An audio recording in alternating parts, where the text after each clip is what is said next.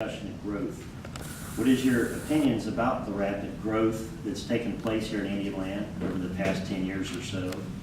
And what are your thoughts about controlling it and regulating it? As I just mentioned, I think that the thing that we have to do to get in front of this is to develop a sound land use plan. As it is right now, you may have read in the paper again today, the problems that we have here that we're dealing with, we get into Presley's recycling center being very, very close to these developments that have come up. And that was an issue that was created quite some time ago when this was mostly rural area.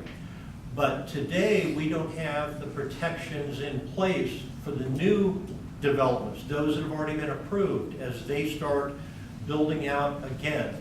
I think that clearly what we have to focus on most is zoning. It's going to have to do with the traffic management along 521 here, ways to divert traffic away from 521, because if you drive south here, you see a lot of empty land. One of these days, that empty land will become developed just as it is up here, and all of those cars will be driving through here, and we will all wish that there were such restrictions that nobody could build any houses, even though that's what got many of us here today with the new developments that have come into place. So clearly, if elected to the council, one of my main priorities would be to push forward on this zoning issue so that we have a better roadmap on what we need to do to protect the rest of us who've made the investments in this area. Okay. Brian? Well, as a resident that's been here for a long time, there was no doubt in my mind, even back when I was a kid in school, that eventually this growth was going to be here in the community. There was no way getting around it. You know, when you got the city of Charlotte sitting 20 plus miles from here, and they're constantly marching this away, eventually they're going to hit the border, and that's not going to stop. So, you know, we knew the growth was coming.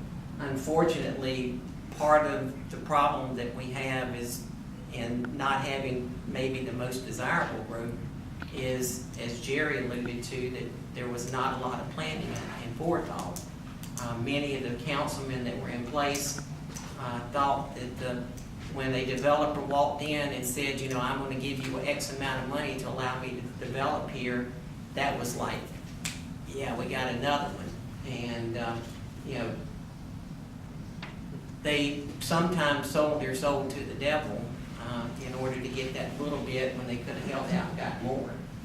You know, if you go over into Union County and you look at the houses in Union County that are just on the border with South Carolina, and look at the costs of those houses versus some of the developments we have here, and I know that we need affordable housing, but you know, when you look at what pays the bills for the county, $100,000 house, $150,000 house barely covers the services they receive.